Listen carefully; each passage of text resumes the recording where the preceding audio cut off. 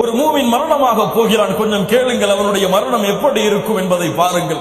மலக்குமார்கள், மலாயிக்கத்துர் ரஹ்மா, வெண்மையான முகங்களை சுமந்து கொண்ட மலக்குகள், சூரியனுடைய வெளிச்சத்தை தங்களுடைய முகங்களிலே கொண்டிருக்கக்கூடிய சுப்ஹானல்லாஹ், அந்த மலக்குகள் அந்த நல்ல அடியானுடைய உயிர் கைப்பற்றப்படும் நேரத்திலே அவனுடைய பார்வை இருக்கும் தூரத்திலே வந்து அமர்ந்து கொள்ளுவார்கள். ஏன்?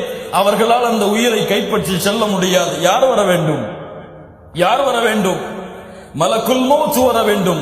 மலக்குல் மௌத் வர வேண்டும். ஆம், மலக்குல் மௌத் அந்த மலக்குகளுடைய வருகைக்கு பிறகு வருவார். வந்து அவருடைய தலைமாட்டின் அருகிலே அமர்வார். அவருக்கு நெருக்கமாக அமர்வார்.